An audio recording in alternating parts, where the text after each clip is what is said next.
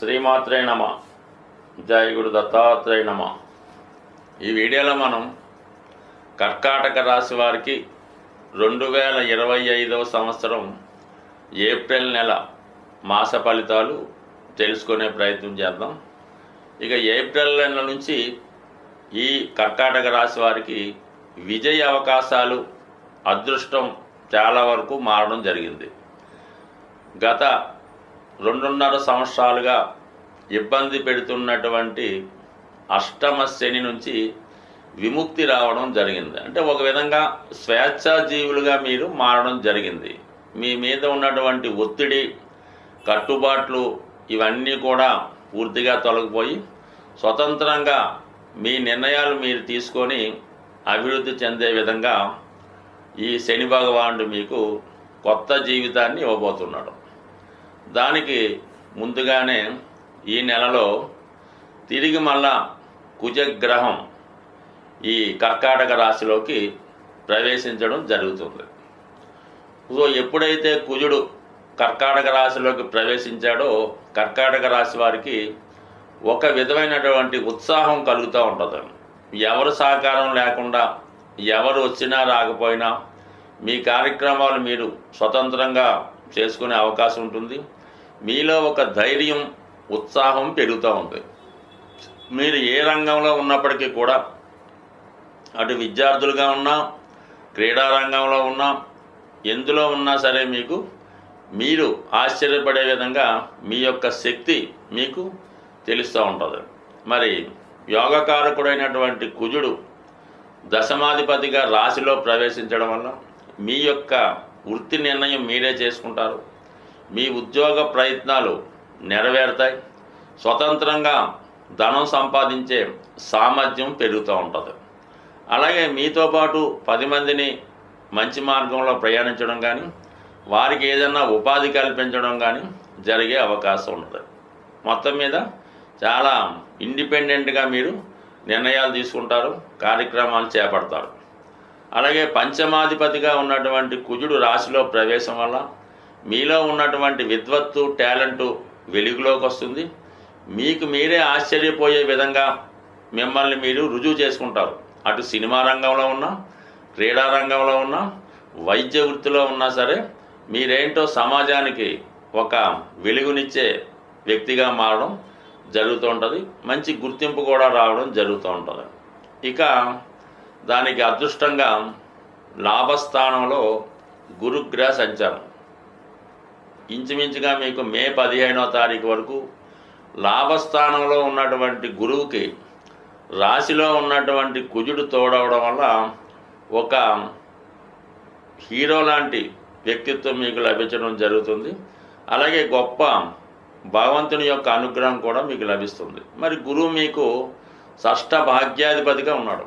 అంటే భాగ్యాధిపతి అదృష్ట స్థానంలో ఉన్నాడు. అంటే భాగ్యాధిపతి లాభస్థానంలో ఉండడం వల్ల మీ గురువు ద్వారా, తండ్రి గారి ద్వారా, అలాగే మీరు చేసుకున్నటువంటి పుణ్య కార్యక్రమాల ద్వారా చాలా వరకు మీకు ప్రజల సహకారం, దైవ సహకారం లభిస్తూ ఉందన్న. అంటే ఒక విధంగా ఏదైనా ఒక ఎన్నికల్లో కానీ, ఏదైనా ఒక పోటీలో మీరు పాల్గొంటే, మరి ప్రస్తుతం అటువంటి లేవు కాబట్టి మీరు ఏదైనా ఒక పోటీ పరీక్షలో ఒక మెడికల్ ఎంట్రన్స్ కోసము, లేదంటే ఏదో ఒక ఇంజనీరింగ్ వృత్తిలో ప్రవేశానికి మీరు ప్రయత్నం చేస్తుంటే 100% మీకు మే 15వ తారీఖు లోపల ఏదైనా ఒక ఐఏఎస్ అవ్వచ్చు, ఒక ఎల్డీసీ అవ్వచ్చు, ఏదైనా మీరు షూర్గా సక్సెస్ సాధించే బలం గురుగ్రహ అనుగ్రహంతో రావడం జరిగింది. ఈ 2 గ్రహాలు ఉన్నంత వరకు ఈ రాశి వారికి ఎక్కడికి వెళ్ళినా కూడా 100% విజయ అవకాశాలు.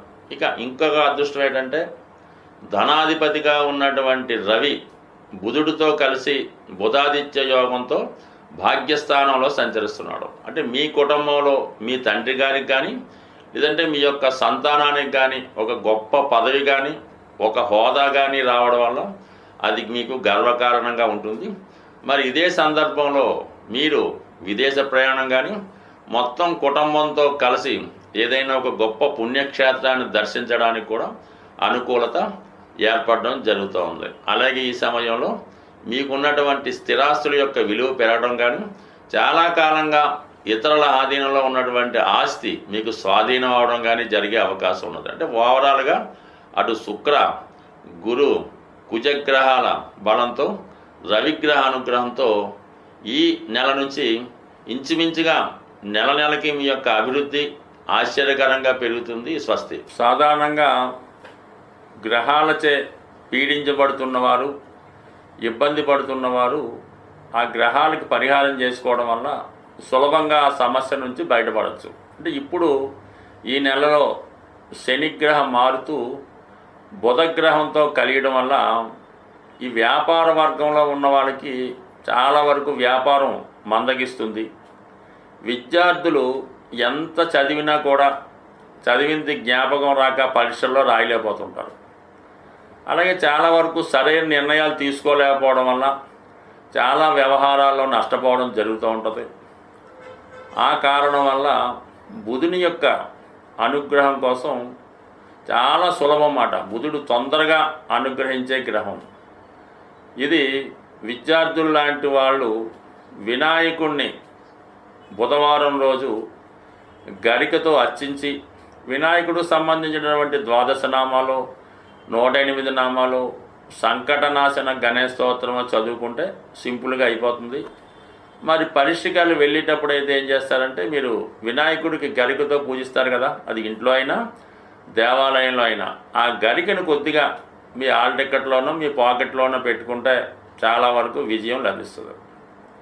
ఇక వ్యాపార సంస్థల్లో ఉన్నవాళ్ళు ఏం చేయాలంటే, గణపతిని ప్రతినిత్యం పూజిస్తూ, అలాగే వీలున్నవారు అవకాశం ఉన్నవారు విష్ణు సహస్రనామం లేదా గోవింద నామాలు చదువుతూ ఉండాలి. లేదంటే మీ షాపులో క్యాసెట్ రూపంలో వేస్తూ ఉంటే చాలా వరకు పనిచేస్తుంది.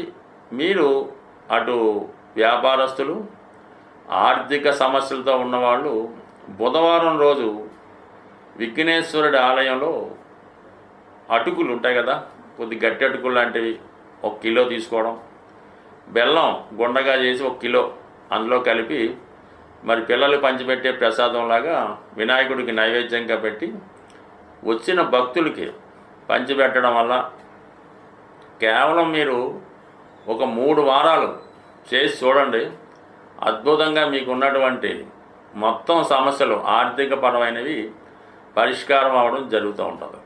సో ఇది ఈ విధంగా ఈ బుధగ్రహ అనుగ్రహం కోసం ఈ విధంగా చేయొచ్చు. కామన్గా బుధ అనుగ్రహం ఉంటే విష్ణుమూర్తి లక్ష్మీ అనుగ్రహం కూడా లభిస్తూ ఉంటుంది. అయితే రాహుగ్రహం ఇప్పుడున్నటువంటి శుక్ర బుధ రవి శని గ్రహాలను కబళించి వేయడం వల్ల ముందు రాహుని సంతృప్తి పరచాలంటే మీరు అమ్మవారిని గట్టిగా పట్టుకోవాల్సి ఉంటుంది.